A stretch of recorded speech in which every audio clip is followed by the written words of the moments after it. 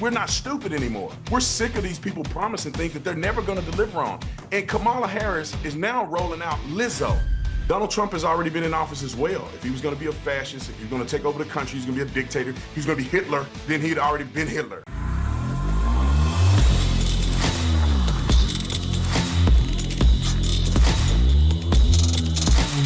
This video is brought to you by TatumStore.com, TatumStore.com. Make sure you get the Dark MAGA if you want one of these merch items. We also have our yard signs back in stock. We're going to order even more because we just saw that once we sold out, 200 plus people wanted another yard sign. So we're going to order some more yard signs. Stay tuned on that. Get you some Dark MAGA merch, and we have a bunch of other stuff that we've released. Discount code will pop up here. Links are in the description section. Like and subscribe to the channel. Let's get into this. The October surprise in the 2024 presidential race may simply be there is no surprise because nothing can surprise us anymore.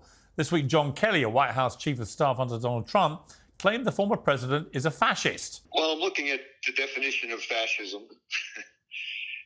It's a far-right, authoritarian, ultranationalist political ideology and movement characterized by a dictatorial leader, centralized autocracy, militarism, forcible suppression of opposition, belief in a natural social hierarchy.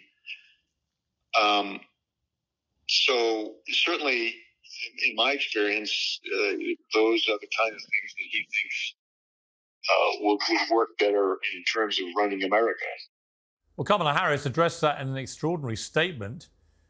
It is deeply troubling and incredibly dangerous that Donald Trump would invoke Adolf Hitler, the man who is responsible for the deaths of 6 million Jews and hundreds of thousands of Americans.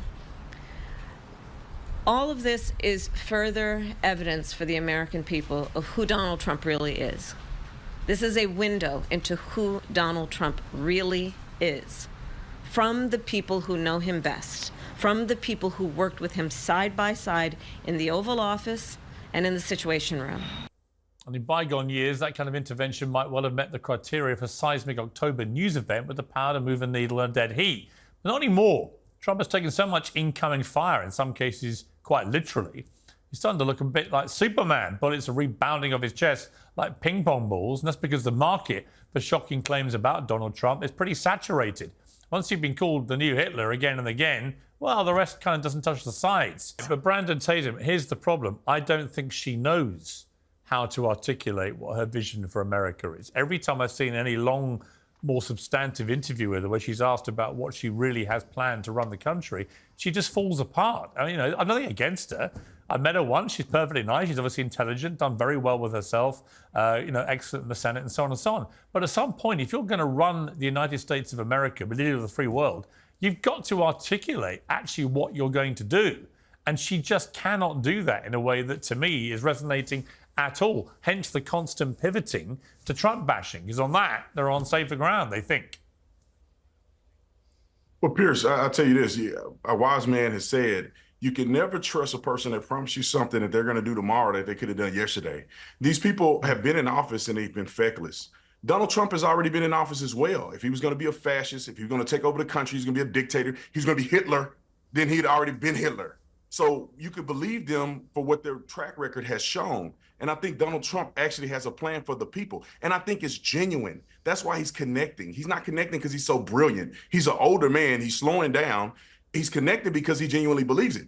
Not Hillary Clinton, but Kamala Harris is not connected because they don't really care. I do not believe they care about the middle class people. I don't think they really care about the individuals who are struggling or suffering and things that they could actually address. They do not have a plan for you. And I wish that America would wake up. The only reason that they're polling close to Donald Trump is because of propaganda. Major news outlets are just pumping lies. I see them every day. Lies about abortion, lies about Trump sending the military against the American people. I mean, it's just straight lies that they're pushing. That's the only reason they're closed. Okay, I saw you laughing there, David. Here's what I would say before I let you respond. The reaction to Trump going to McDonald's was fascinating to watch from here across the pond, because I can't think of a smarter stunt, frankly, given all the furore over whether Kamala ever did actually work at McDonald's. And honestly, from everything I've read, I don't think she did, because absolutely no one can remember her ever being there. But putting that to one side, He goes there and he does this stunt. But it's, you know, McDonald's is such an iconic piece of Americana. It's the kind of all-inclusive place where everyone can afford to go there. Pretty much anyone could end up running a franchise if you work hard enough and you get a bit of luck and a fair wind behind you. And there he is in his hatch, having fries and fries, handing out packages. And yet all I saw from the left was a lot of scorn and mockery, as if somehow him doing this was something to be laughed at. I did not see it that way. I thought this was really smart politics by Trump. And actually what the Democrats should have done was just very quickly move on and find something better to talk about, rather than looking like they think this is somehow all rather demeaning, because that's not how regular Americans would have seen it. Discuss. Yeah, listen, I mean, I spoke about this 5 minutes on Monday and I've moved on. So I agree with you. I mean, I'm only talking about it now because you brought it up. I don't think it was as brilliant as maybe you're suggesting. You know, they closed down a store and hurt that store financially on that day in terms of sales. And Trump at the end of the day saw it as something to help him. If he had gone there, well, hold on a second. I'm one sentence in. If he had gone there and said, I put on the apron, I did the fry-o-later, and now I recognize that a $7.25 minimum wage, which has been the same almost 20 years, isn't going to cut it.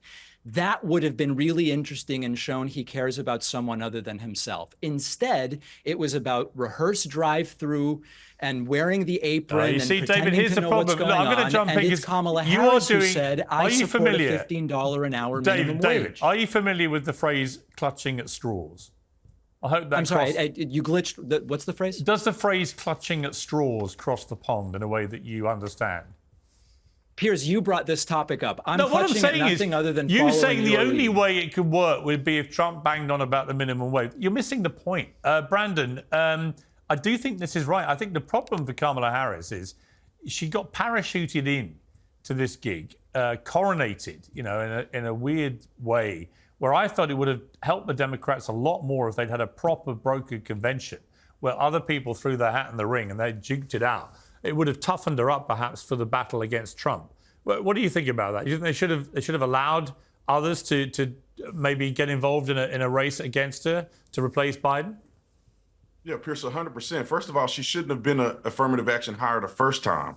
They should have gotten a qualified black woman that was very successful, very intelligent, that can add value to the presidency when Joe Biden chose his running mate. They didn't. They just picked a black woman. And I think they picked the wrong one. And then you go down the list and say, okay, now that Joe Biden dropped out in the 11th hour, they just put her in there. She's incredibly unpopular. She's incredibly unintelligent. This woman is a terrible candidate. She laughs and she cannot articulate a clear sentence about her policy positions. And then she gets on the campaign trail and runs on, I'm a woman. I'm going to do this for black people. Ma'am, you have never done anything for black people, and you're not a clear representation of a good quality woman. And we can go over her history, but I'll save that for another time. But these people are patronizing young black men. Obama comes out and says, well, y'all are against women. That's why you don't want to. No, we're not stupid anymore.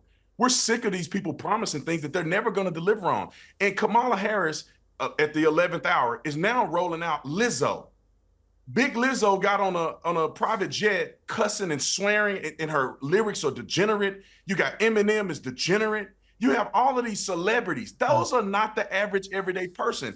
These celebrities are not worrying about what they're going to eat in healthcare. They're extremely wealthy, and they're not connecting with the people. And that's why Donald Trump is kicking her butt. And if it wasn't for lies and deception and coercion by the media and all of that, Donald Trump will be winning by 20 points right now.